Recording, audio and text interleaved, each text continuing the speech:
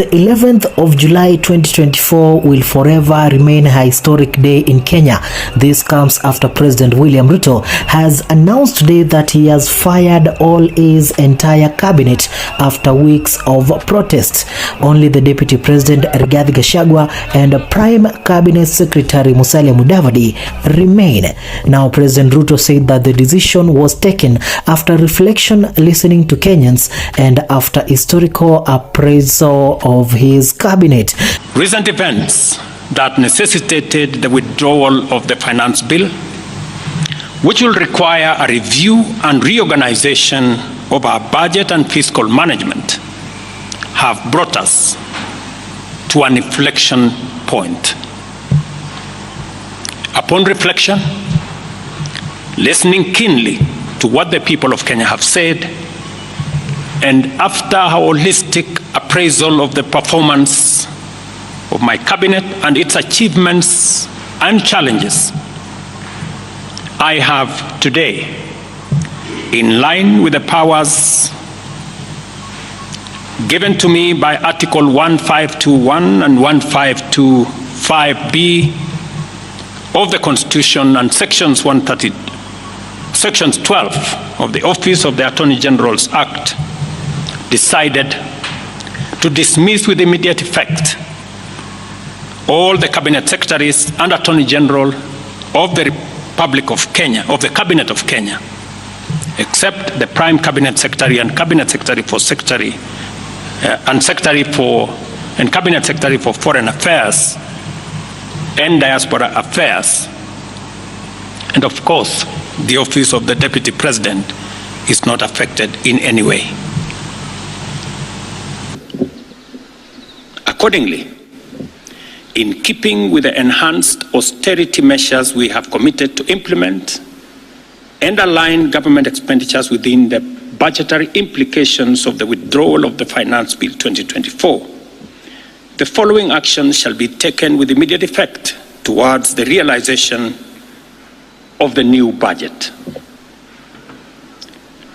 47 state corporations with overlapping and duplicating functions will be dissolved, resulting in the elimination of their operational and maintenance costs, and their functions will be integrated into the respective line ministries.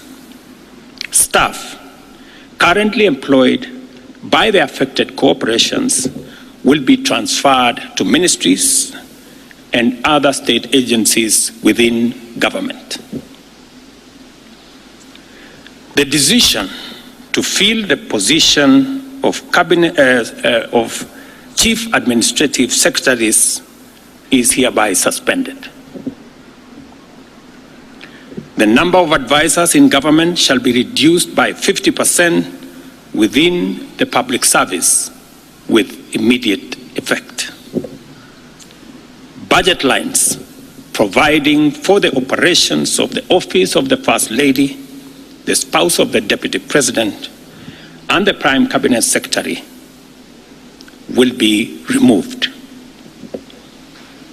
Similarly, the budget provisions for confidential budgets in various executive offices, including my own office, have been removed, and the budget for renovations across government reduced by 50%. Henceforth, public servants who attain the retirement age of 60 shall be required to immediately proceed on retirement with no extensions to their tenure of service whatsoever. The purchase of new motor vehicles by the government is suspended for 12 months, except for security agencies, while a new policy on transport for public officers will be developed. All non-essential travel by state and public officers is hereby suspended. No state officer or public servant shall participate in public contributions or haram fees going forward. The Attorney General is hereby directed to prepare and submit legislation to this effect and develop a mechanism for structured and transparent contributions for public, charitable, and philanthropic purposes. These measures will be followed by changes in government that I will be making shortly. We are determined to carry out this and other interventions to improve the quality, efficiency, and transparency in serving the people of Kenya and ensure that citizens receive maximum value for their resources from a public sector that prioritizes their welfare. I believe these changes will set out our country on a trajectory towards economic transformation, enabling us to achieve the strategic objectives of the bottom-up economic transformation agenda and deliver our commitment to radically enhance opportunities for all Kenyans and transform our country. Thank you very much.